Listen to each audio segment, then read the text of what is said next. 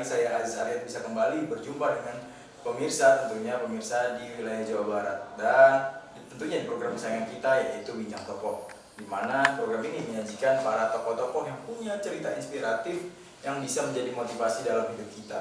Dan hari ini saya kedatangan seorang narasumber. Beliau adalah seorang tokoh asal Garut, Jawa Barat, yang saat ini menjabat sebagai anggota DPRD Garut. Beliau ini pecinta sepak bola dan lama di Jakarta, namun justru saat ini kembali ke Garut untuk mengabdi untuk warga Garut. Sedikit diperkenalkan dulu mengenai profil dari Kang Dede sendiri. Terima kasih. Assalamualaikum warahmatullahi wabarakatuh. Saya Dede Salahuddin, anggota DPRD Kabupaten Garut dari fraksi PKS. Saya lahir di Garut 52 tahun yang lalu, namun saya lama di Jakarta dan melaksanakan pendidikan dari TK sampai dengan sarjana di Garut, kemudian di Jakarta, baru kembali ke Garut itu sekitar tahun 2017. Wah, ini cukup lama di Jakarta dan akhir di Garut terus besarnya di Jakarta. Ini sebenarnya orang tua dari SMP, lulus SMP kemudian ke Jakarta mengambil kata minat dengan PT Telkom, kemudian melakukan pendidikan di sana sampai dengan D3-nya, dan akhirnya beliau hampir hampir 2 tahun bekerja di Jakarta, disuruh pulang sama orang tua ke Garut, dan akhirnya menikah dengan ibu saya. Dan setelah menikah kemudian dibawa ke Jakarta. Nah, ketika melahirkan anak pertama, kedua, dan ketiga, itu ibu saya merasa kesepian di Jakarta karena belum punya keluarga yang menetap di Jakarta. Nah, akhirnya setiap kelahiran anak pertama, kedua, dan ketiga itu ibu saya selalu pulang ke Garut untuk melahirkan putra-putranya. Nah, kemudian saya kebenaran anak ketiga lahir. Yang pertama sudah meninggal, yang kedua meninggal tahun 2014 kakak saya, dan kemudian sekarang saya yang ketiga terakhir yang lahir di Garut. Setelah kelahiran anak keempat dan kelima dan keenam itu di Jakarta, karena dari sisi ekonomi mungkin orang tua sudah membaik, dan banyak keluarga yang juga ikut ke Jakarta, sehingga ibu saya tidak merasa kesepian untuk melahirkan di Jakarta. Berarti cuma numpang lahir aja di Garut. Numpang lahir saja di Garut, usia berapa bulan kemudian dibawa lagi ke Jakarta. Tapi kalau di masa sekolah dulu tuh kan habisnya di Jakarta ya? Betul. Itu di mana? Dan seperti apa masa sekolah dulu? Baik. Saya tinggal, orang tua kami gitu tinggal di Kampung Melayu kecil. Oh, oke, Itu ya. Itu berada di Kecamatan Tebet dan di wilayah Jakarta Selatan. Dekat dengan Attahiria. Oke. Saya juga alumni TK-nya di Attahiria. Kemudian saya SD-nya di SD Bukit Duri 01 Pagi, kemudian melanjutkan ke SMP Negeri 15 Asembaris Kebon Baru, dan kemudian SMA-nya di SMA Negeri 8. Oh, tahu itu. Nah, kemudian saya sempat terdaftar kuliah di Trisakti, dapat teknik elektro, arus lemah. Nah, kemudian saya karena tidak cocok dengan arus lemah, karena harapan orang tua biar bisa melanjutkan di Telkom kan begitu. Ya, tapi saya lebih hobi ke otomotif. Saya ingin di teknik mesin, dan akhirnya saya gagal, kemudian tidak melanjutkan. Baru semester tahun berikutnya tahun 89 saya ikut mendaftar di Gunadarma. Dan akhirnya saya mendapatkan kelulusan di Gunadarma. Waktu itu syarat di Gunadarma itu harus dari IPA, tidak boleh dari IPS waktu zaman saya.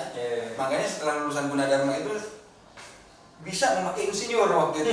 Sebelum ada Eskom, apalah ya. Itu tahun 89 saya masuk.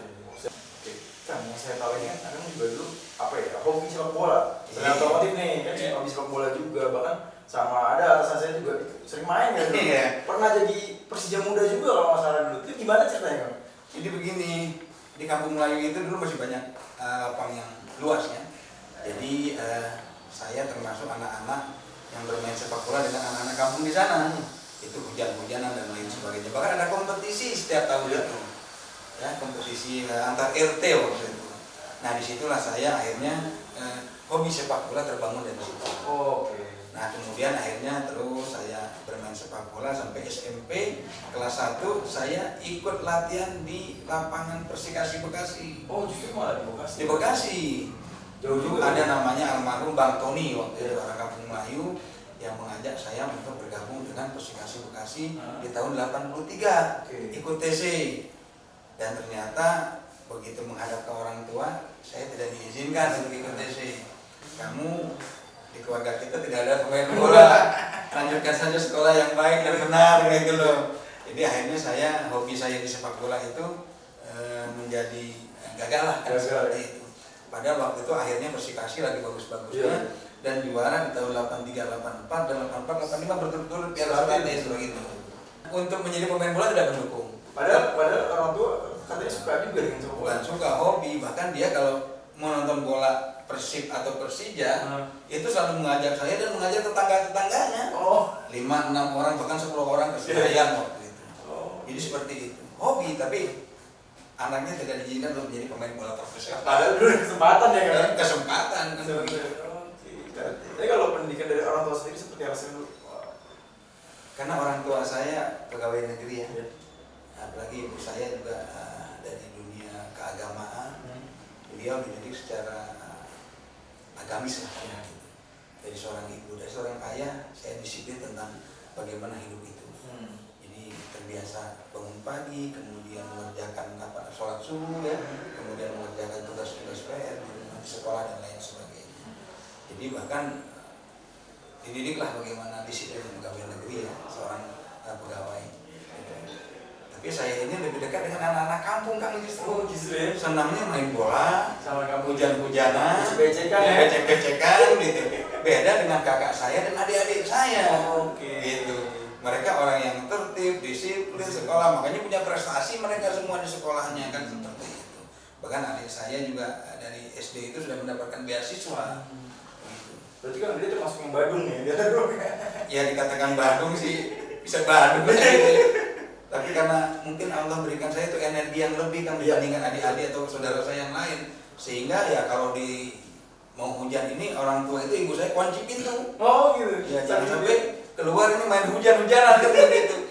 Tapi anak-anak teriak dari luar, de, main yuk, main yuk, kan seperti itulah anak-anak dulu ya. Sekitar tahun 70-80 awal kan begitu lahir. Nah akhirnya ibu saya mengunci, nggak ada, adanya tidur kan begitu. Nah saya akhirnya masukkan melalui arah atau atap ya. Atap ya? Ya, saya naik, kemudian lewat genteng, saya keluar dan saya mandi hujan.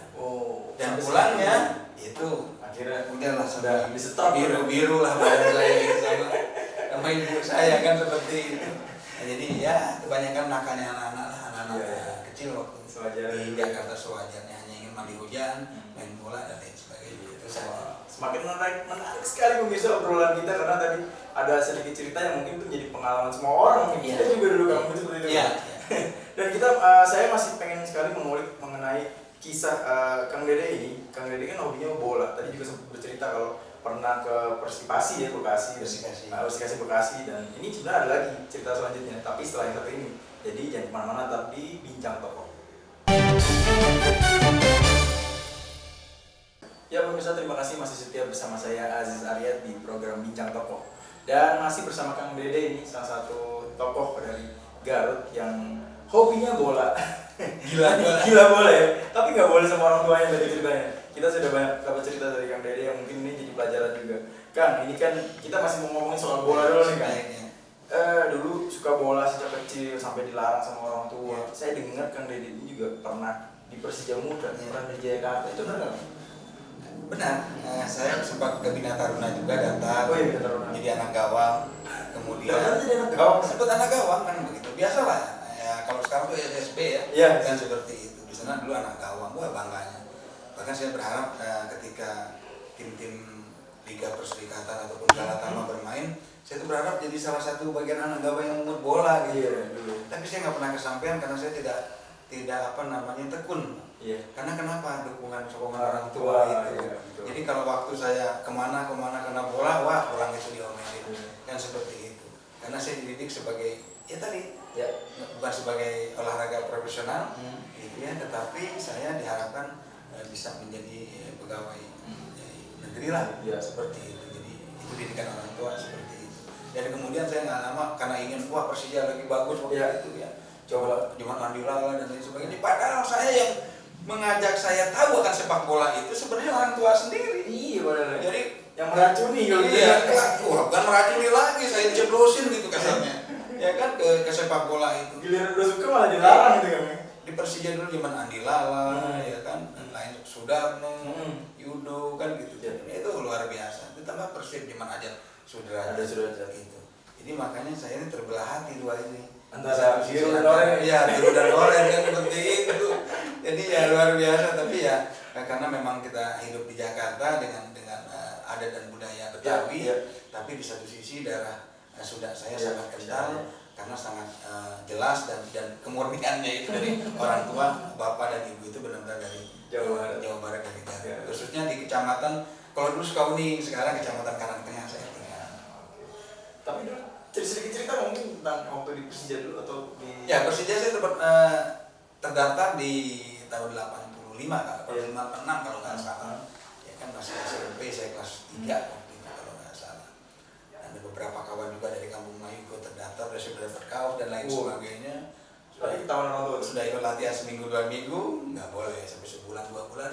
Saya paksakan nggak boleh karena tidak ada dukungan kuat dari orang tua. Kalau hobi boleh, tapi kalau untuk berkecimpung di sepak bola kayaknya orang tua masih keberatan seperti itu. Nah, beliau sudah almarhum, seandainya saja kan gitu ya. Beliau ada, mungkin beliau akan bangga. Karena mungkin salah satu larangan beliau saya menjadi anggota DPRD Kabupaten Garut begitu. Itu lah. Bukan sepak bola. Maksudnya sepak bola ya. akhirnya malah apa yang beliau inginkan akhirnya tercapai. Dan bahkan saya berkecimpung di sepak bola juga di Garut. Oh iya, tetap ya tapi ya. Iya, tetap kan seperti itu. Dan menuju ke universitas itu seperti apa universitas? Salah satu SMA favorit Tahun berapa itu saya masuk ke SMA 8 itu tahun 85 dan saya keluar tahun 88 lulus dari SMA. Dan tadi saya setahun tidak menyelesaikan sampai kuliah karena tadi beda keinginan. Saya inginnya di mesin, teknik mesin, tapi orang tua ingin teknik elektro, akhirnya nggak nyambung, dan saya akhirnya selama 6 bulan tidak selesai semester, dan saya akhirnya keluar dan mendaftar di Gunadarma tahun berikutnya 89. Akhirnya lulus sampai di sana. Sampai lulus 94 di Gunadarma. Nah, semasa kuliah itu apakah sudah mulai aktif berorganisasi, belajar organisasi untuk menuju apa yang lebih tinggi gitu saya? Seperti udah cita-cita menjadi anggota DPR nih. Baik. Udah seperti itu loh? Oh, enggak. Justru belum? Tidak ada saya pun tersit dalam pikiran saya itu menjadi anggota DPRD. Bahkan Kepikiran tuh gabung ke politik juga belum? tidak terus di politik manapun tidak. Di partai apapun terjun di dunia politik itu tidak. Karena kenapa? Saya dari SMA dan kuliah itu tidak terdaftar di ormas apapun. Baik itu ormas pemuda, ormas keagamaan maupun partai politik. Di kampus pun tidak ada saya. Organisasi apa terus? Nggak ada yang saya ikut, main bola aja kalau saya. UKM berarti dulu ya? Iya, UKM. UKM kampus olahraga. Iya, bahkan saya pernah ikut di Gunadarma Cup juga apa di Liga Mahasiswa. Liga Mahasiswa. Ya. Pernah di Gunadarma saya ikut kan gitu. Tapi habis dibabat sama yang Kuningan itu apa kampus apa itu di Kuningan? Oh iya. Perbanas betul. Di situ banyak pemain-pemain nasional bahkan sepak bola. Dulu Theodorus Bitbit dan lain sebagainya. Itu memang banyak sekali pemain Indonesia. Iya. Betul. Karena jalur beasiswa pemain-pemain sepak bola. Iya, jalur beasiswa di situ. Iya. Potensi apa pemain sepak bola junior diberikan keleluasan di masuk Perbanas. Dan pengalaman di Liga Mahasiswa sendiri gimana? Wah nih, kayak pelampiasan waktu kecil saya nggak bisa bola nih. Bahkan saya itu dicari-cari Pak. Iya. Pertama kali ikut, kemudian dicari-cari oleh apa namanya, oleh Gunadarma kan gitu ya, untuk selalu ikut. Karena begini, kalau dulu itu kan dari SMA, makanya saya dijuluki Dede Bola. Oh Dede Bola? Ya, Dede Bola. Banyak orang kenal tuh SMA 8 Dede Bola. Karena kenapa? Karena dulu Dede banyak namanya. Bukan banyak, karena kelas saya itu sulit dikalahkan oleh kelas yang lain gitu. Jadi kelas saya itu sulit dikalahkan oleh yang lain. Jadi gara-gara ada Dede sulit nih kan begitu. Karena saya dari pemain back bisa jadi striker. Oh. Jadi bola itu bisa dibawa ya kan. Iya. Kalau mereka kan baru kenal bola baru. Kalau saya kan dari umur 7 tahun 8 tahun sudah biasa hujan-hujanan. Jadi terbiasa dengan pola pernapasan dan lari daripada sepak bola itu sendiri. Kapan kita lari, kapan kita berhenti. Kalau mereka kan capek sendiri. Nah itulah.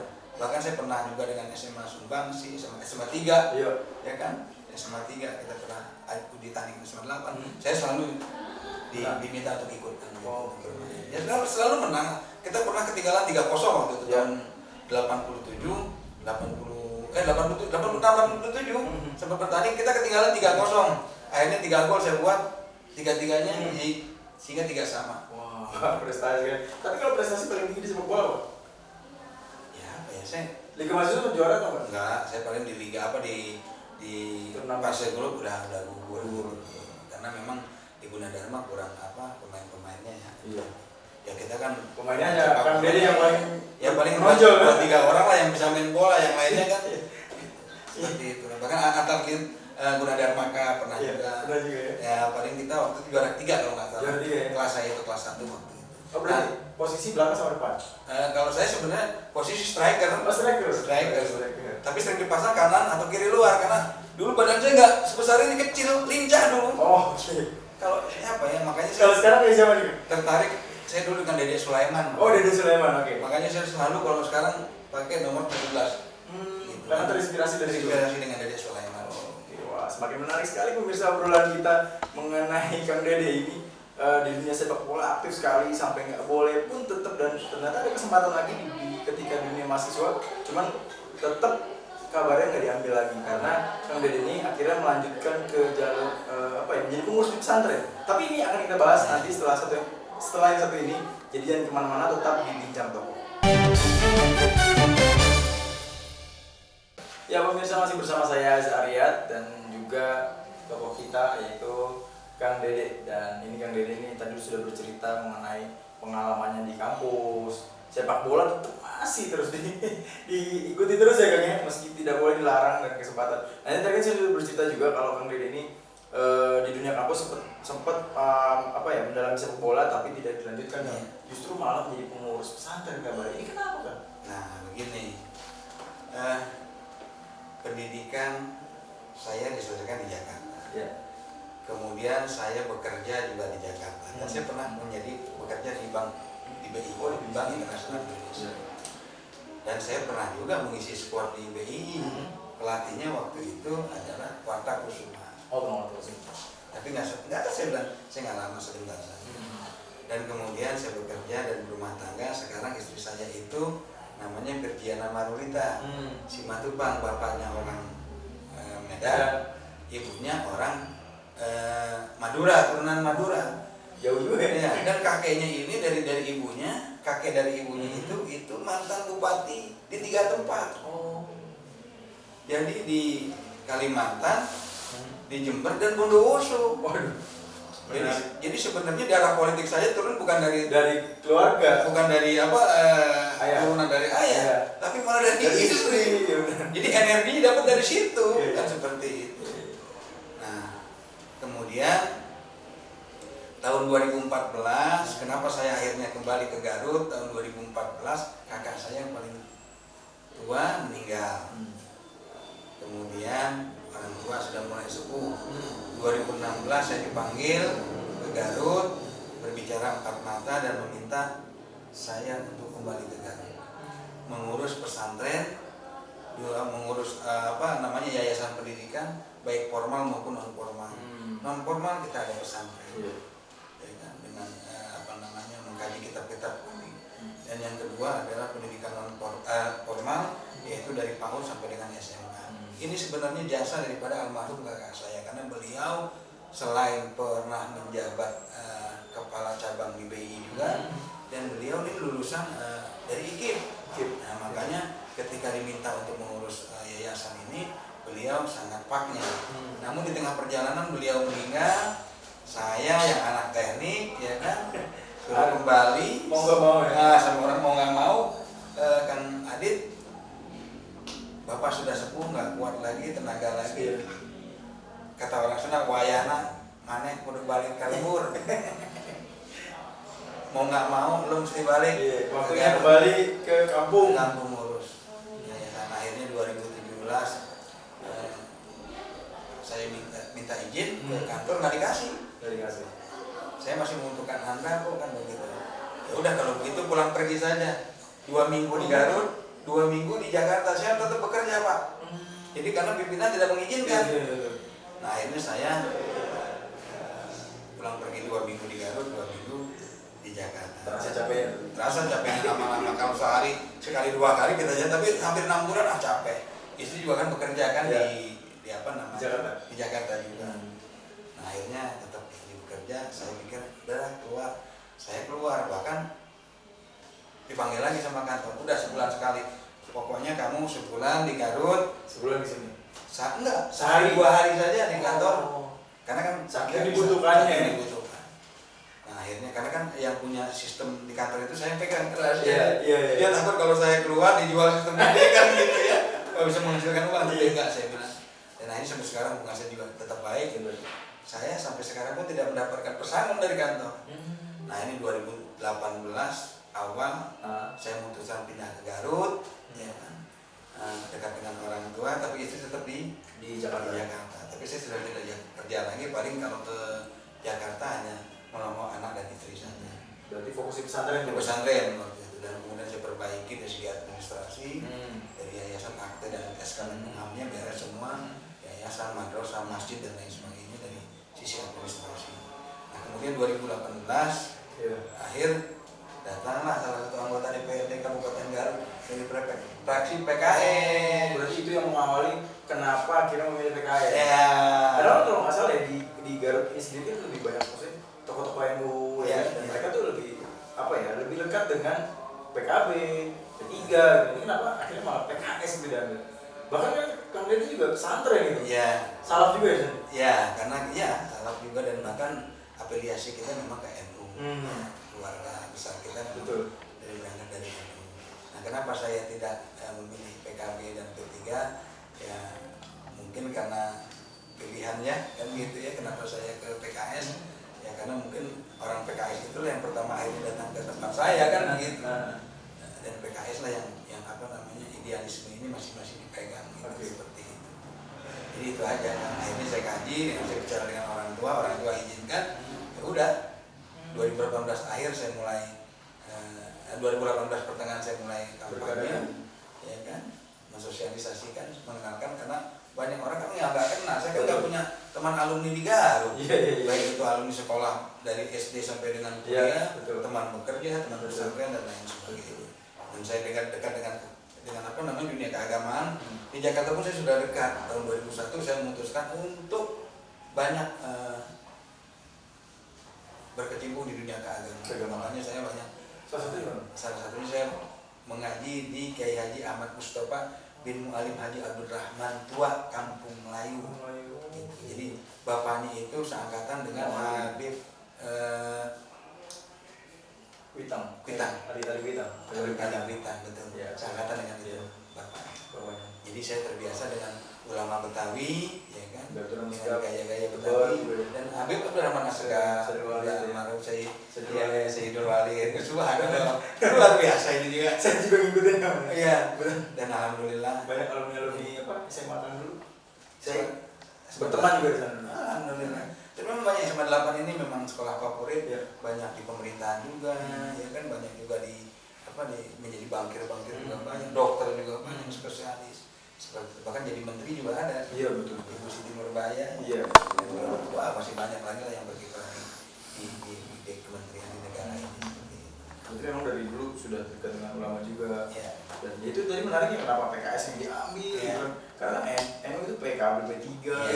Ya. Itu menarik. Tapi memang karena dari situ mungkin memang melihat dukungan dari masyarakat ataupun santri-santri mungkin banyak juga. Iya, betul. Ya, dari mana saya suaranya? Kalau bukan dari warga Nahdliyin itu sendiri sebenarnya, baik itu keluarga, tetangga maupun masyarakat yang mengenal sosok ayah saya kan begitu. Karena biar bagaimanapun juga yang dilihat itu sosok ayah saya, bukan saya, karena kan saya belum dikenal di sini. Karena ayah juga dulu Kiai terkenal juga. Ya, dibilang Kiai terkenal enggak lah, teman dia kontribusi terhadap agamanya cukup besar, ya kan, kemudian sosial kemasyarakatan juga sangat sangat baik. Dan setelah beliau pensiun, ya dia memang PNS, tetapi nilai-nilai keagamaan tetap dia pegang teguh dalam dirinya dan juga di dalam membina rumah tangga. Oke, biasa. Nah, tapi kan kan Akang ini nggak pernah berorganisasi nih. Betul. Masa SMA, SMP, kuliah juga malah nggak pernah berorganisasi, malah main bola terus. Belajarnya ilmu politik dari mana kan? Nah, ini sangat menarik juga, karena begini, ketika saya diajak oleh salah satu anggota DPRD dari fraksi PKS, mungkin saya banyak belajar. Belajarnya dari mana? Ternyata secara tidak langsung dari sepak bola itu diajarkan berorganisasi. Jadi bagaimana kita bisa membangun sinergitas, membangun komunikasi, ya kan? Di sepak bola juga seperti itu. Antar lini, pemain belakang, tengah, libero sampai striker, juga dari kiper, itu kan membangun sebuah komunikasi sehingga punya strategi bagaimana kita bisa menangkan pertandingan. Itulah saya belajar dari situ sebenarnya secara tidak langsung. Gitu. Salah satu pelajaran dari sepak bola justru ya. Menarik sekali pemirsa, dan nanti kita akan kulik lagi mengenai seperti apa dulu strategi Kang Dede ini akhirnya bisa menjadi anggota DPRD di Garut. Tapi setelah yang satu ini, jadi jangan kemana-mana, tetap di Bincang Tokoh. Terima kasih pemirsa, masih bersama saya Aziz Aryat di Bincang Tokoh dan masih bersama narasumber kita Kang Dede. Kang, ini Kang Dede ini salah satu anggota DPRD dari Garut. Tadi yang cinta banget sama sepak bola dan juga dekat dengan para ulama. Nah, Kang, tadi kita sudah bercerita mengenai akhirnya berkecimpung ke partai politik PKS, dan ini kan tahun 2008 ya? 2018 mencalonkan jadi di DPRD. Nah, ini itu ceritanya seperti apa, kan perjuangan itu seperti apa sih, karena kan ya itu tadi kan dominan di sini adalah NU. Ya. Baik, terima kasih Kang Aziz. Ini juga perlu masyarakat banyak yang tahu juga bagaimana akhirnya saya menjadi salah satu anggota DPRD dari 50 anggota DPRD yang dilantik di tahun 2019. Tadi ketika saya belajar organisasi itu dari sepak bola, bermain sepak bola. Nah, yang kedua adalah saya ingat dengan guru saya, kayak Haji Ahmad Mustafa bin Mualim Haji Abdurrahman Tua Kampung Melayu, bahwa beliau itu hanya kegiatannya di keagamaan, mengajar saya. Jadi mengajarnya di mana? Dari masjid ke masjid, dari musola ke musola. Jadi ada sebuah firman Allah Subhanahu wa taala yang beliau ingatkan ke saya bahwa A'udzubillahi minasyaitonirrajim, bismillahirrahmanirrahim. Subhanalladzi asra bi 'abdihi lailan minal masjidil harami ilal masjidil aqsa. Nah, jadi inilah yang Rasulullah lakukan saat Isra dan Mi'raj. Nah, beliau meniru itu. Jadi beliau hanya keluar rumah itu ke masjid dan musola untuk majelis taklim yang beliau kunjungi. Nah, akhirnya ketika saya terjun di dunia politik, saya ingat dengan nasihat beliau. Bahkan yang saya menangis untuk meninggalkan beliau dari Jakarta menuju Garut, bahwa saya tidak takut kehilangan pekerjaan, saya tidak takut kehilangan penghasilan, tetapi yang saya takut adalah kehilangan guru, sosok guru dan sekaligus orang tua yang benar-benar mengasihi saya, itu memberikan ilmunya itu bukan hanya sedikit, bukan hanya sebentar, tapi setiap hari dan terus-menerus, luar biasa. Kemudian saya pakai nasihat beliau itu digunakan di dalam kampanye, yaitu saya pergi ke musola-musola, ke masjid-masjid, ke madrasah-madrasah, ke pesantren-pesantren. Tadi Subhanalladzi asra bi 'abdihi minal masjidil haram ilal masjidil aqsa. Jadi saya tampilkan saja itu. Ketika saya kampanye, saya pergi ke masjid, ke pengajian-pengajian ibu-ibu, dari yang satu ke tempat yang lain, dari kampung yang satu ke kampung yang lain, itu saja. Dan alhamdulillah juga saya bangun komunikasi dengan berbagai, juga tidak lupa membangun komunikasi dengan berbagai pihak, unsur dan elemen stakeholder ada di Kabupaten Garut, khususnya yang ada di wilayah timur di mana saya dapil 1 itu berada. Akhirnya mulai dari situ mulai ada timbul kepercayaan ya. Betul, masyarakat timbul percaya. Dan saya tidak pernah dulu menjual bahwa saya anaknya Pak Haji. Oh, tidak pernah malah justru. Herman, tidak. Bahkan mereka tidak tahu. Tapi ketika lama-lama tahu, ternyata akhirnya ada ketertarikan. Jadi yang saya jual itu menu ditambah kokinya orang tua, alhamdulillah semakin mereka percaya seperti itu. Akhirnya terpilih lah. Alhamdulillah salah satu terpilih. Mungkin bisa diceritakan gimana waktu saat terpilih dulu kan? Oh iya, saya tadi saya kampanyenya ke masjid-masjid musola, ya kan ya. Saya tidak pernah menjual nama orang tua, bahkan saya juga tidak pernah menjual nama saya dan juga partai politik karena saya tahu lah apa yang saya hadapi, ya kan karena PKS di Garut Timur itu agak sulit untuk tantangan itu. Iya tantangannya itu karena itu kan jelas basis warna hijau gitu. Betul. Nah, akhirnya ya saya mengenalkan diri saya bahwa partai politik yang saya ikuti ini bukan partai sebuah ormas keagamaan, tetapi silakan boleh masuk dari ormas keagamaan manapun. Dan thariqah atau penjalan ibadah saya di PKS tetap tidak berubah sesuai dengan apa yang telah diajarkan oleh orang tua dan guru saya. Saya masih ingin mengulik lagi mengenai jadi setelah menjadi anggota DPRD ini di Garut, ini justru bukan di Jakarta. Ini gimana kan udah lama tidak ke Garut, betul, ke Jakarta untuk mempelajari seperti apa kehidupan di Garut sendiri, masyarakat di Garut sendiri kan perlu pendekatan untuk mempelajari lebih jauh. Itu gimana? Terima kasih Kang Ajis. Jadi memang ini sebuah nilai juga yang bisa menjadi contoh ya kan bahwa di mana saya kehidupan berada di Jakarta, namun ketika ikut kontestasi di Kabupaten Garut ini menjadi salah satu yang dilantik anggota dewan dari 50 orang tadi.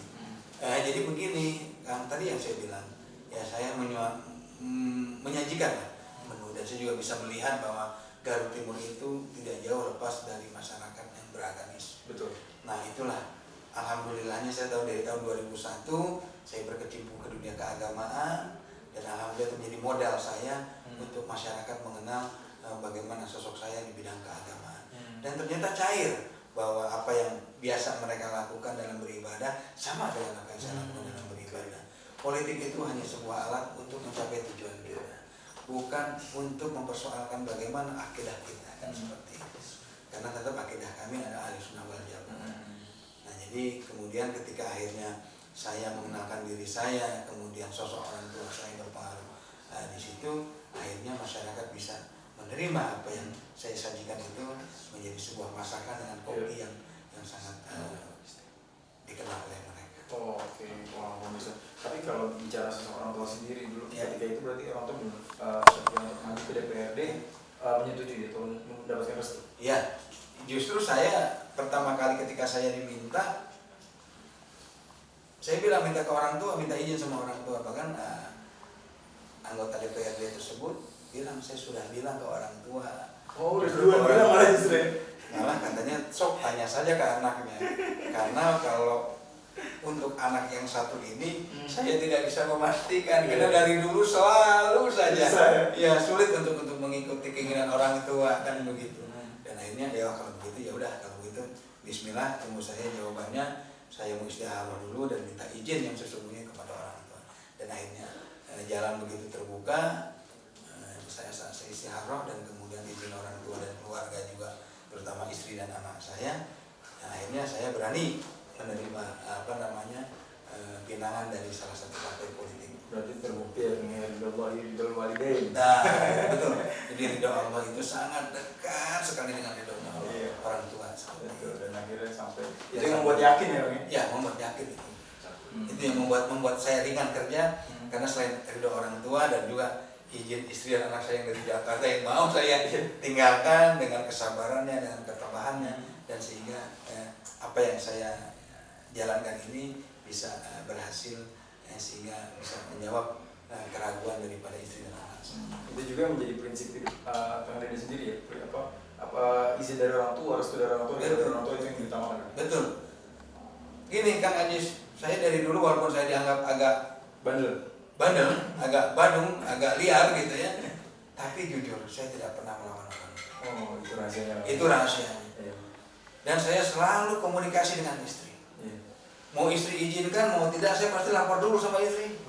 Saya mau ke A, mau ke B, mau diizinin, mau enggak, tapi saya jalan. Tapi yang penting dia tahu saya kemana, kan seperti itu. Dan dia tahu apa yang saya inginkan saat itu, kan seperti itu. Ya, luar biasa sekali pemirsa. Kang Dede ini selalu mengutamakan prinsip ataupun ridho dari orang tua dulu. Wah, ini menjadi prinsip jalan hidupnya Kang Dede. Tapi setelah ini kita masih akan berbincang-bincang lagi karena masih ada beberapa pertanyaan yang ingin kita tanyakan di segmen akhir. Jangan kemana-mana, tetap di Bincang Tokoh. Ya pemirsa, terima kasih masih bersama saya Arya di Bincang Tokoh dan bersama Kang Dede. Kang, tadi banyak sekali cerita yang sudah diberikan oleh Kang Dede yang tentunya penuh banyak makna ya, dan juga pesan yang tentunya buat pemirsa dan juga buat saya, Kang. Tapi kan tadi kan sempat ya saya tertarik ini Kang Dede 50 tahun ya, Dede? Iya, 50 tahun lah. Di Jakarta cukup lama sekali ya, tapi akhirnya memutuskan untuk balik ke Garut, harus belajar lagi memahami masyarakat Garut. Apa yang motivasi sih dulu Kang sebenarnya? Selain orang tua gitu, baik, orang tua gitu. Ya yang pasti orang tua, Pak. Ya. Kan Selain orang tua mungkin kan? ya, orang tua suruh balik, ya saya balik ngurus yayasan sekolah. Akhirnya gara-gara keinginan orang tua saya penuhi, saya diminta jadi mencalonkan anggota DPRD Kabupaten Garut. Dan akhirnya saya merasa nggak selesai sampai di situ. Mengurus yayasan, sekolah, pesantren dalam jangka waktu 3 bulan dari segi administrasi, legalitas yayasan itu sudah selesai. Dan saya banyak menganggur.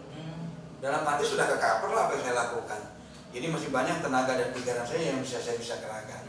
Sehingga salah satu partai politik ini menjadi sarana untuk membuat kiprah saya, tenaga dan pikiran saya berikan buat Kabupaten Garut. Oke. Kang, dan sekarang sudah aktif menjadi anggota DPRD di Garut ya. Kesibukan seperti apa sih Kang sekarang?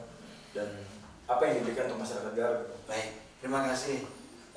Saya kebetulan bertugas di Komisi 3. Komisi 3 itu bidang ekonomi. Termasuk bagaimana akhirnya Garut bisa, ini tugas tanggung jawab anggota dewan ya. Betul. Untuk menaikkan PAD, pendapatan asli daerah Garut. Itu harus digenjot sebesar-besarnya sehingga kalaupun kita tidak bisa memenuhi kebutuhan APBD kita, minimal PAD ini bisa setengahnya lah untuk menunjang APBD yang ada, sehingga kita tidak terlalu mengharapkan daripada bantuan provinsi dan bantuan juga dari pusat melalui anggaran-anggaran yang ada. Tapi kita bagaimana mengembangkan potensi yang ada di Garut ini, karena Garut alhamdulillah Allah berikan begitu banyak sumber daya alamnya dan juga SDM-nya yang pintar-pintar, cerdas-cerdas ini. Oleh sebab itu maka saya berharap orang-orang Garut yang ada di wilayah lain, daerah lain untuk bersama-sama memikirkan Garut yang kita cintai ini supaya Garut bisa menjadi lebih baik, lebih maju, bertakwa dan sejahtera. Kabarnya juga masih aktif di sepak bola nih ngomong. Nah itu dia, karena orang bilang gue gila bola biasanya nggak bisa hilang ada hubungannya dengan tupoksi sebagai anggota dewan. Olahraga ini bukan mitra saya. Kalau saya kan hanya Komisi 10 gitu. Kalau di kabupaten hanya 4, itu komisi 4. Iya, dari komisi 4 karena dinas pemuda dan olahraga. Tapi karena tadi saya sudah memberikan bagaimana akhirnya perda-perda juga dibuat dengan kawan-kawan di komisi 3 dan DPR untuk menaikkan PAD juga sudah saya berikan dari UMKM, koperasi juga kita dorong supaya lebih hidup. Makanya dengan COVID ini juga ini menjadi terlemah ya, karena Garut mengandalkan pariwisata, hotel dan restoran untuk PAD-nya. Dan kemudian akhirnya di bola ini karena saya gila bola, beberapa mantan pemain Persigar itu datang ke saya. Gitu, karena tahu gila bola. Karena ada tahu gila bola gitu. Ini ngobrol-ngobrol, ya udah gimana? Karena salah satu candra di muka sepak bola nasional itu tidak dilepas dari Kabupaten Garut. Banyak orang-orang dari Kabupaten Garut ini yang sukses menyumbang pemain nasional maupun pemain di liga-liga profesional. Seperti itu. Banyak dulu zaman ada Zainal Arif Budaya, kemudian Nyang, Iman Nurjaman, kesininya ada Zainal Arif, Andi Sofian, seperti itu. Dan masih banyak pemain-pemain yang lainnya yang mungkin tidak dapat kami sebutkan di sini. Nah ini saya berharap kenapa mereka bisa mengisi squad-squad di kabupaten kota lainnya ataupun di liga-liga di klub-klub lainnya. Kenapa? Karena pembinaan sepak bola di Kabupaten Garut ini kurang pas gitu. Bukan tidak ada, tapi kurang pas, sehingga anak-anak Garut yang punya potensi untuk menjadi pemain profesional ini lari ke kota lain atau kabupaten lain. Nah makanya saya mendirikan yang namanya Ikatan Sepak Bola Garut supaya pembinaan anak-anak usia dini ini bisa menjadi lebih terukur, sehingga anak-anak ini bisa menjadi pemain profesional, mengisi sport Garuda. Bisa. Kang, ini selain sepak bola kemarin ini masih aktif ceramah di beberapa tempat, itu benar nggak? Betul, karena begini, alhamdulillah saya juga dipercaya oleh Ketua DPD yang sekaligus Wakil Bupati Kabupaten Garut, Dr. Haji Helmi Budiman, sebagai Ketua Bidang BPU, yaitu Bidang Pemberdayaan Umat, yang salah satu yang fungsinya adalah bagaimana menjalin silaturahmi dengan berbagai pihak, baik itu dengan pesantren, baik itu dengan tokoh agama, tokoh sosial, budaya, tokoh ekonomi. Jadi BPU ini menjadi mitra daripada organisasi-organisasi yang berada di Kabupaten Garut. Oke, itu dia pemirsa. Kang, tak terasa nih kan, ternyata kita ngobrol tuh hampir udah sejam nih. Wis, banyak sekali kan ya. Ini menarik sekali, tapi kalau mau terus dikulik nih makin panjang ya Kang. Tapi kayaknya waktu ini kalau misalkan kita masih ada pertanyaan terakhir Kang, mungkin Kang Dede bisa memberikan pesan-pesan buat masyarakat Garut khususnya dan juga pemirsa yang hari ini menyaksikan kita Kang. Terima kasih Kang Ajis.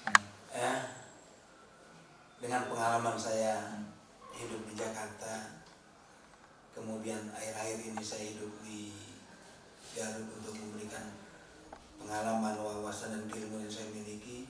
Saya juga berharap masyarakat Garut yang berada di kabupaten kota lain ataupun di provinsi lain untuk juga memikirkan Kabupaten Garut yang kita cintai ini. Karena Allah sudah memberikan begitu indahnya Kabupaten Garut ini melalui sumber daya alamnya, baik dari pegunungan, laut, kemudian juga curug air terjun, dan juga sumber air panas, kemudian juga kawah. Berbagai potensi yang ada untuk dikembangkan Kabupaten Garut ini menjadi destinasi wisata kedepannya ini memerlukan kontribusi daripada seluruh pihak yang ada di masyarakat Garut. Oleh sebab itu, mari masyarakat Garut yang memiliki kontribusi yang besar untuk membangun Kabupaten Garut yang kita cintai ini, kita berjuang bersama-sama agar Kabupaten Garut menuju kabupaten yang bertakwa, maju dan sejahtera. Oke, Kang, mungkin ada satu kan pesan untuk masyarakat atau pemirsa yang pengen menuju sukses juga seperti apa? Apa sih pesannya? Mungkin ada satu kalimat atau Pesannya, kuncinya apa kira-kira? satu, jangan lupa menuntut ilmu, khususnya ilmu agama, sehingga kita memiliki akhlak yang baik, yang mulia, nggak berbohong lah, kan begitu. Yang kedua, kita harus tekun. Istilah dalam agama istiqomah, karena dalam hadis dikatakan al-istiqomah khairun min alfi karamah. Satu istiqomah bisa mendatangkan berbagai banyak kebaikan buat diri kita. Dan yang ketiga, kita selalu taat pada perintah Allah dan orang tua kita. Dan yang keempat, selalu berkomunikasi baik dengan pasangan hidup kita. Waduh, subhanallah. Nah, luar biasa pesan ini, dan ini pesan ini bisa buat saya juga pemirsa dan juga buat pemirsa. Banyak sekali tadi perbincangan kita dan banyak sekali motivasi yang bisa kita ambil pemirsa. Kang Dede, terima kasih banyak sudah kita sudah ngobrol-ngobrol. Siap. Memberikan pesan buat saya juga, buat pemirsa juga. Amin, pelajaran bermanfaat yang bisa kita ambil pemirsa. Jadi terima kasih banyak sudah menyaksikan program Bincang Toko kali ini. Saya Aziz Aryan pamit undur diri. Wabillahi taufiq wal hidayah. Wassalamualaikum warahmatullahi wabarakatuh.